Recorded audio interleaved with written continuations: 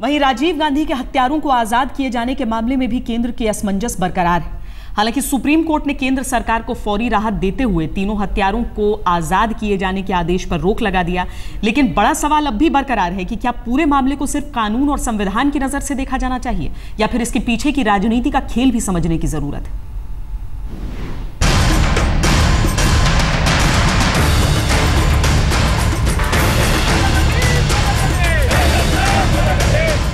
22 साल बाद भी राजीव गांधी के हत्यारों के मामले में तारीख पर तारीख का खेल जारी है।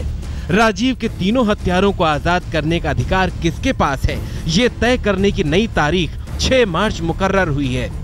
सुप्रीम कोर्ट ने केंद्र सरकार की अपील पर तमिलनाडु सरकार के उस फैसले पर रोक लगा दिया है जिसमें उसने राजीव गांधी के हत्यारों मुरुगन, पेरीवलन और संथन को आजाद करने का फैसला सुनाया था। केंद्र सरकार कहती है कि तमिलनाडु सरकार के पास ये अधिकार ही नहीं है, जबकि तमिलनाडु सरकार की दलील है कि उसे अधिकार है। जो तमाम केंद्रीय कानून थे, आर्म्स एक्ट वगैरह, उसमें केवल 2 साल की सजा थी और वो सजाएं समाप्त हो चुकी हैं और अब केवल सवाल इंडियन पीनल कोड का है, जो कि विषय संविधान के जो 7वां शेड्यूल है उसकी सूची तीसरी सूची में है, कंकरेंट लिस्ट में है। 432 से 435 तक पूरे में डाउट है और ये अप्रोप्रिएट गवर्नमेंट ही नहीं है, क्योंकि ये जो सीबीआई का इंक्वायरी हुआ था और उसमें ऐसे कुछ ऑफेंसेस थे which come in the central list, so therefore state government doesn't have any authority. State government के पास पावर नहीं है। हाँ सॉरी, स्टेट गवर्नमेंट के पास कोई अथॉरिटी नहीं है, कोई पावर नहीं है। एक तरफ कानून का दांवपेच तो दूसरी तरफ राजनीति का पासा। जानकार कहते हैं कि सुप्रीम कोर्ट कोई भी फैसला सुनाए, लेकिन राजनीति में जीत जयललिता की ही होगी। राजनीति के इसी खेल ने क्षेत्रीय दलों और राष्ट्रीय दल कांग्रेस और बीजेपी के बीच खाई पैदा कर दी है। कांग्रेस बीजेपी दोनों इस मुद्दे पर तमिलनाडु सरकार के खिलाफ है। आज ऐसा मौका उनको भी मिल रहा है कि वो भी अपनी बात जनता के सामने रखें कि कितने संजीदा हैं और कितने सीरियस हैं वो ये आतंक के खिलाफ लड़ाई लड़ने के लिए।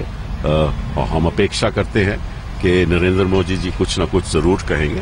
देखिए, ऐसा है कि तमिलनाडु सरकार का जो फैसला है वो फैसला कानून के खिलाफ है और कानून मंत्रालय और सरकार इसके ऊपर जो भी उचित कदम है वो सारे कदम उठा रही है, क्योंकि हम इस मामले को बहुत गंभीरता से लेते हैं। माननीय श्री राजीव गांधी जी की हत्या कोई एक व्यक्ति की हत्या नहीं थी, वो एक भारत के पूर्व प्रधानमंत्री की शहादत की गई थी। जो भी फैसला है निश्चित तौर से उस पे कई तरह के गंभीर सवाल है और ऐसे संवेदनशील और गंभीर सवाल पर राजनीतिक रूप से कोई फैसला हो वो ठीक नहीं है।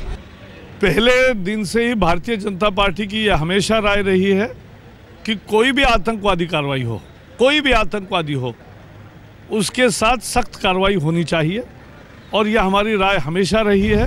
जयललिता को फांसी दो, फांसी दो, फांसी दो।